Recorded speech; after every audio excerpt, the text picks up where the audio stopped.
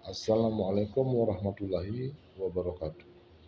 Dalam video kali ini, saya ingin mengambil tema berjudul Pemuda dan Sosialisasi. Pemuda dan sosialisasi saling keterkaitan dan sangat terikat erat. Sosialisasi adalah proses di mana pemuda belajar nilai, norma, dan kebiasaan masyarakat agar berperan sebagai agen perubahan sosial dan dengan semangat tinggi untuk membangun bangsa, mendorong toleransi, dan berkontribusi dalam pembangunan desa maupun nasional melalui pendidikan dan kegiatan positif. Proses ini membentuk kepribadian pemuda dan mempersiapkan mereka menghadapi tantangan masa depan, termasuk era digital. Hubungan pemuda dan sosialisasi yaitu proses pembentukan diri. Sosialisasi membentuk cara berpikir, kebiasaan, dan perilaku pemuda agar sesuai dengan norma sosial, norma agama, norma kesusilaan, dan kesopanan.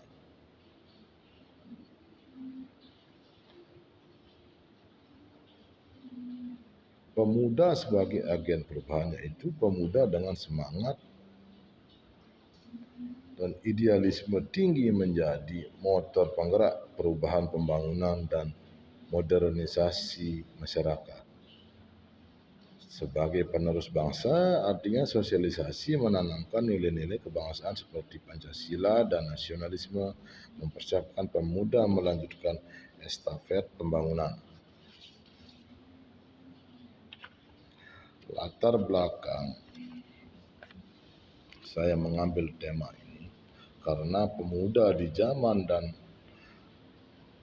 era digitalisasi ini menjadi seperti kehilangan jati diri dan nilai-nilai luhur yang ada pada Pancasila dan tidak sesuai dengan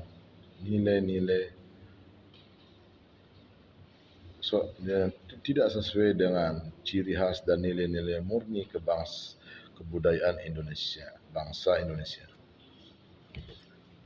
Dengan tujuan untuk mengetahui tentang bagaimana pengertian dari pemuda, bagaimana pengertian dari sosialisasi dan internalisasi pemuda, dan bagaimana gambaran pemuda dan identitas dirinya. Untuk kajian pustaka, pembahasan tentang pemuda dan sosialisasi di saat sekarang ini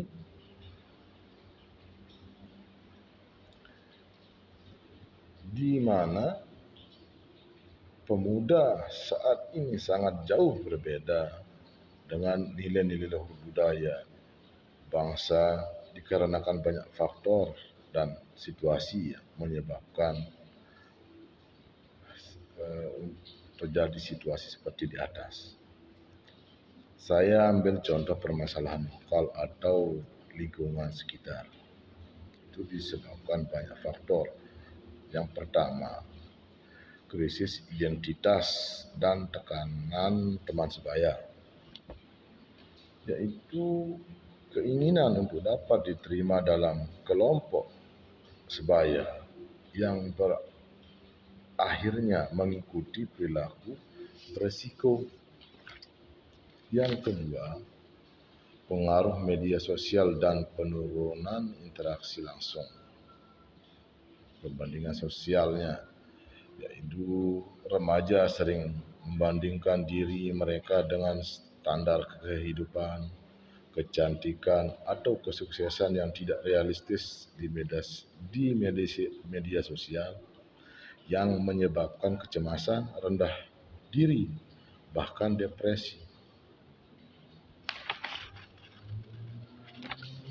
Yang ketiga, kurangnya keterampilan sosial. Terlalu banyak menghabiskan waktu di dunia maya dapat mengurangi interaksi sosial secara langsung yang berdampak kepada kemampuan mereka dalam memahami emosi orang lain dan membangun hubungan yang sehat di dunia maya. Yang keempat, cyberbullying atau dengan kata lain perundungan daring menjadi ancaman serius yang menyebabkan stres, isolasi, dan masalah kesehatan mental yang parah. Sedangkan langkah-langkah strategis menurut saya ada beberapa langkah. Di antaranya yang pertama, peran keluarga dan pendidikan, yaitu dengan membangun komunikasi efektif atau orang tua perlu menciptakan lingkungan yang hangat dan sportif serta membuka jalur komunikasi yang baik dalam lingkungan rumah. Yang kedua, menanamkan pendidikan moral dan karakter, yakni sekolah dan keluarga harus bekerja sama menanamkan nilai moral, etika, dan keagamaan yang kuat sejak dini sebagai bekal dengan landasan perilaku yang baik. Yang ketiga, pengawasan dan batasan yang jelas. Yakni orang tua dan pendidik perlu menetapkan aturan dan batasan yang jelas dan adil serta melakukan pengawasan yang cukup tanpa mengekang untuk mencegah perilaku menyimpang. Yang keempat, literasi digital, yakni mengedukasi pemuda tentang